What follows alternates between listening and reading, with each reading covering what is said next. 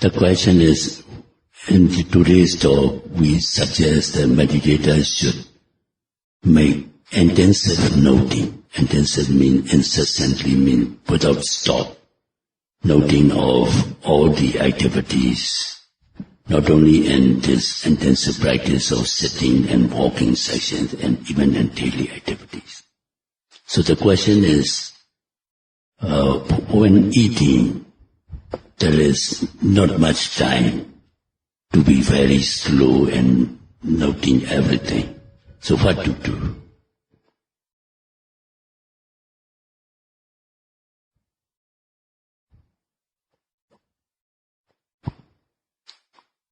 The answer is, please don't forget this is the institutional training and a retreat. It's not a private, individual retreat. And here, like an institutional training. So in any institutional training, we must have discipline, and we must have program for meditators' guidance. So these instructions are given as a guidance for meditators to follow. Yes, as the question arises, we had to compromise in certain activities about this mindfulness.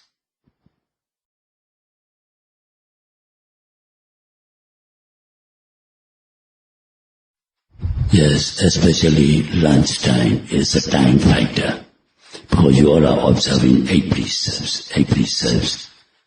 The 6th one is Vikala Bhojana Viramani Sekavaran Samadhiyami, meaning abstaining, taking solid food. Afternoon, meaning after 12 noon. So you have to take up time. So here, how to compromise or how to adjust yourself or how to adapt yourself with time. This Vipassana Bhavana or insight meditation, as the name suggests, it is mindfulness meditation. To be mindful of one's activities. So this one is instructed to do in 2 ways. One is with labeling, when you are mindfully noting an object by mental labeling, not with verbal, following by mental labeling, like intending to move and moving like that. So every action, if you follow with labeling of the action or labeling of the object, it of course will take time. So in eating, especially lunchtime, when you have to adjust your time, you just maintain awareness.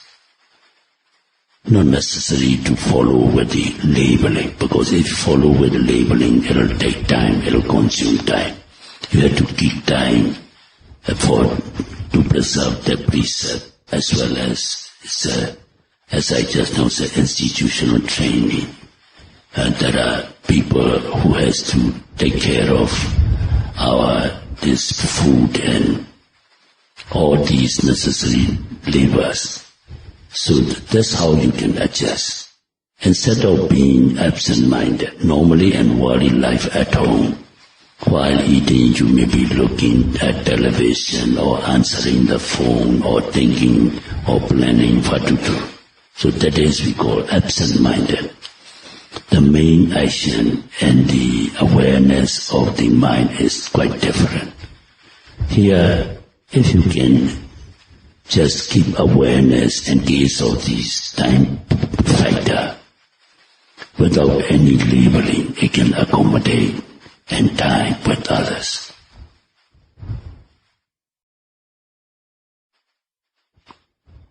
Just now I have already explained, in noting the object,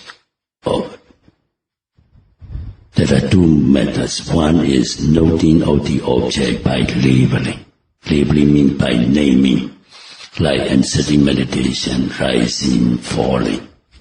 So mentally you follow when the abdomen distended, you say rising. When goes down, you say falling. That is we call labeling method. Or if you are just aware of it, you need not label. But one thing is, here you must not take things hard and fast through. According to situation, you have to adjust yourself. One advantage about labeling is, when you have to label, you have to make more effort. If you don't have to label, then you are noting is superficial and the mind tends to be distracted. So to anchor the mind at the object, it is preferable, if possible, to label. But as I just now said, like this eating time, or when you are crossing a heavy traffic road, or in case of emergency, when there is time factor, not necessary to label, because labeling will take time. Labeling is only when you are free and safe area, like in an intensive retreat while walking, or about the daily activities when you go back to the hostel to take a shower or to go to the toilet. There's no hurry. So then it is better to label. As I said, labeling has advantage of anchoring or making the mind to be more penetrating to the object, and it generates energy and effort to be more mindful. This is one advantage. But disadvantage is, just now we have explained, in case of time factor, when we had to keep time, then it can delay your action. So in that case, we have to compromise, as I say. In case when there is time factors involved, just keep awareness without following with labeling. But when there is no emergency or time factor, it's better to label. So in sitting meditation, we give the main object as rising, falling of the abdomen, or if one is difficult to see, one can note sitting and touch. So in the walking meditation, one has the main object is to note the movement of the foot. Movement of the foot. As 1, 2, 3 methods we have given. One face noting means right step, left step. You begin with that. Then when it becomes seasoned in the practice, you increase to noting as lifting and putting down. And the third phase is to note lifting, moving forward and putting down. So these are the main objects. Yes, so the question is, in daily activities, what should be the main object of noting or mindfulness? So the rule is, the golden rule to be kept in mind, or for the choice of the object is, any predominant object must be taken as main object. Like in sitting meditation, when we are sitting comfortably, when there is no other distraction, this rising, falling is all the time there. So that's why we give this. And so also sitting, the body that is sitting is always present there. So these become predominant and sitting. So also in walking, the walk means forward, the foot action. The action is motion of the foot. So you watch as the main object. So in other daily activities, like if you are doing bathing, so the all acts that involve action as well as the experiences that you gain in the process of bathing must be taken as object and noted.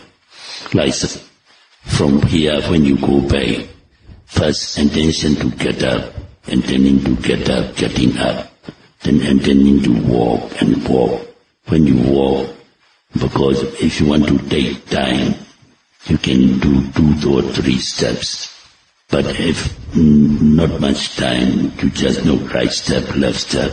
When you reach the door, intending to open the door, opening the door, then changing the clothing, taking whatever it is, soap or toothbrush, to going to the bathroom, taking shower. When you're taking shower, when the sensations will arise by water or soaping. So all these become predominant ones, and these must be taken as object and not.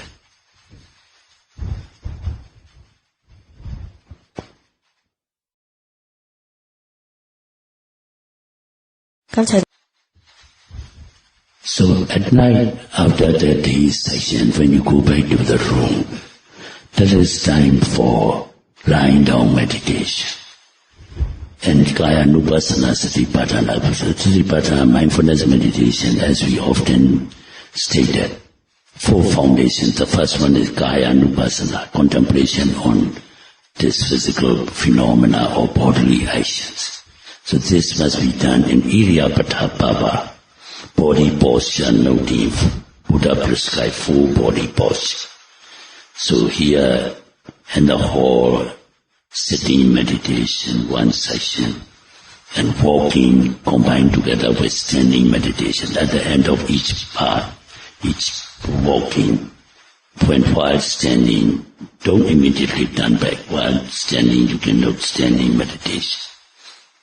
So standing and walking combined together, 2 sessions. So lying down meditation must be done at night before you fall asleep.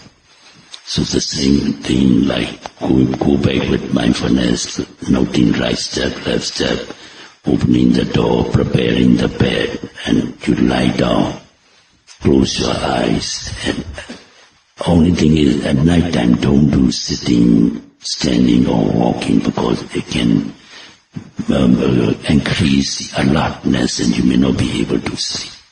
So just relax and lie down, close your eyes, and either note. At that time, rising, falling can be very easy to observe in a lying position. Or if not, you can do lying and touching. In sitting posture, we ask to note sitting, touching, standing, touching. So also in lying down position, you visualize yourself lying on the bed and make one mental noting, lying and touching, the whole body touching. So you choose one spot, either head touching the pillow or butt out touching the bed. Lying, touching, lying, touching. And if you fall asleep, that's the time to take rest, and you continue noting only when you wake up. So this is how you do it. So also we recommend our meditators to take time, rest, and especially after meals, after breakfast and lunch. It is advisable scientifically to do lying down meditation. Go back to the room with the idea of doing lying down meditation. Because some meditators complain, probably change your environment, sometimes complain that they cannot sleep.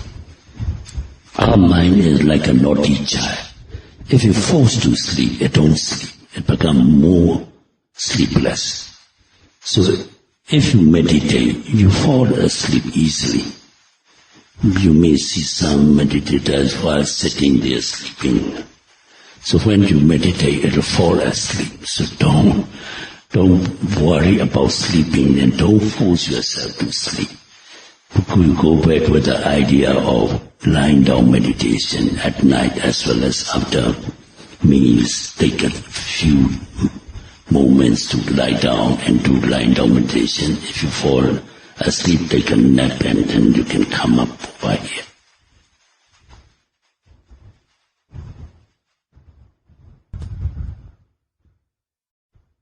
So for eating, just now as I have explained, for eating you have to adjust yourself according to times. So eating moves properly, you cannot labor and detail.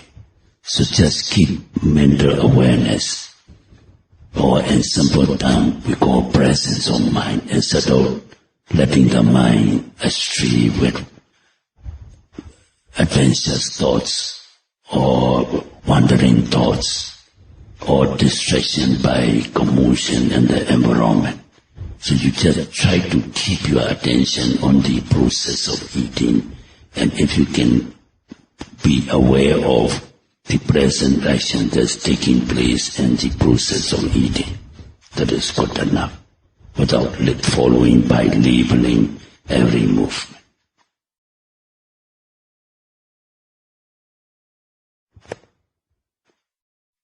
So labeling usually we do in conventional terms.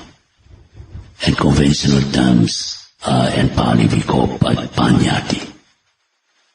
Just name, not real. The ultimate truth is paramattha we call, and that's what we must aim for, and that's how to lead you all to be able to see and the ultimate sense of your object, that we are giving these talks and educating you how to see it.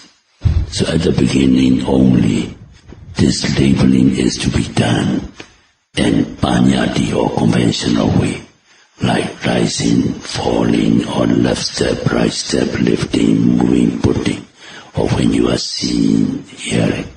So later on, we must be able to identify paramattha dhamma to gain the enlightenment or the knowledge of what is real and what is unreal. So that is how we are trying to lead you all. So we begin with, we cannot totally discard this conventional usage of panyati also. So we have to use panyati at the beginning, and later we'll have to change our perception or understanding towards the ultimate reality. That's how we are explaining in our talks, emphasizing on these ultimate realities.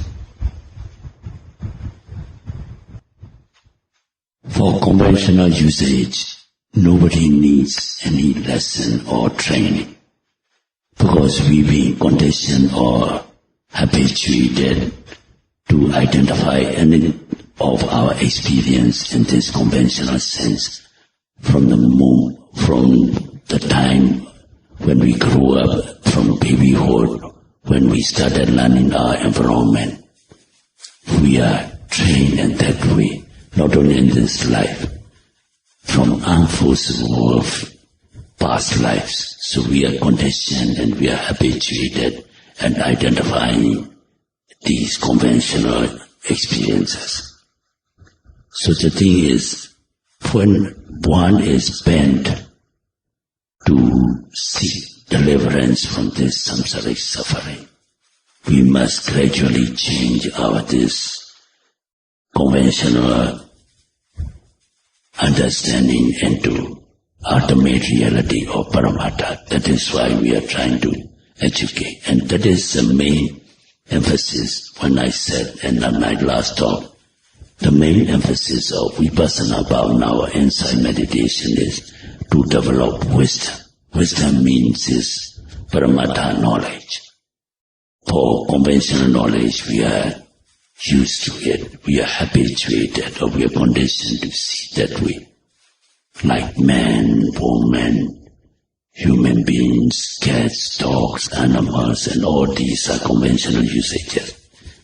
So in our Buddhist teaching, the truth in this world is the two truths. One is conventional truth, panyati, and the ultimate truth, the other truth is ultimate truth, paramattha. So in meditational practice, especially this Vipassana Bhavana or insight meditation, we must change our habit of identifying these in panyati way or conventional way into ultimate reality. 真实法。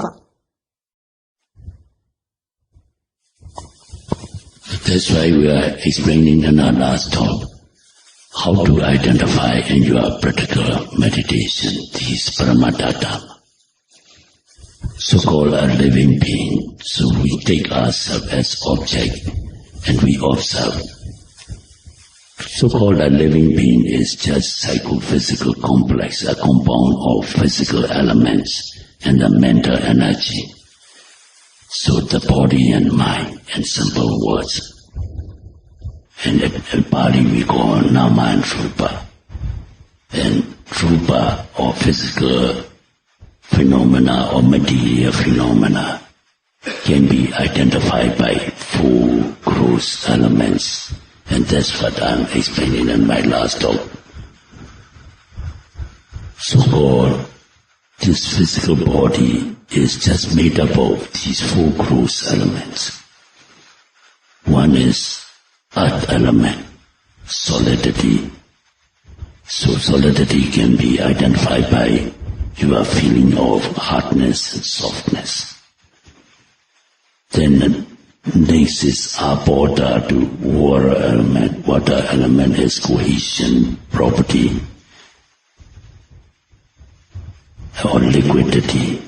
Then tejo element, heat. Heat element, tejo is. And vayu element is wind element, element of motion.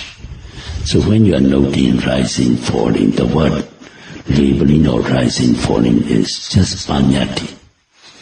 But the Paramatha Dhamma that one must realize, the meditator must realize, the rising, falling means there's a motion there. Element of motion is vayu dhatu. You are experiencing the wind element or vayu dhatu. So that's how you can identify Paramatha Dhamma in your meditation. Though you labor, and noting you have to labor as rising and falling of the abdomen. Actually, abdomen, if you are experiencing abdomen is solidity, it is earth element. And moving up and down, element of motion is wind element. When you feel heat or cold, is heat element. And sometimes you may feel sweat or moisture in the abdomen under the clothing, and that is water element. So that shows that this physical body is made up of these 4 gross elements. So though we say body or abdomen, hand or foot, though it is not wrong, it is just a conventional or panyati names. And ultimate reality, these are made up of 4 gross elements as identifiable by their characteristics.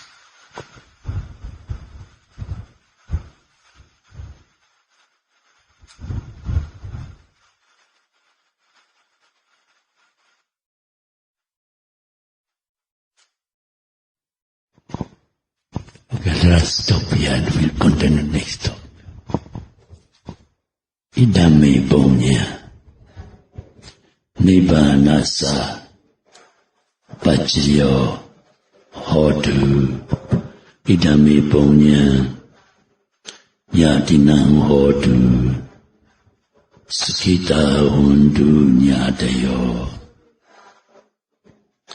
Imano Bonya Bhaga Sabha Satana Dema Sa.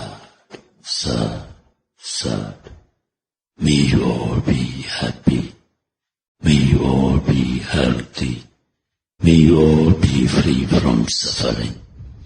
May you all attain eternal peace or nirvana in the shortest possible time.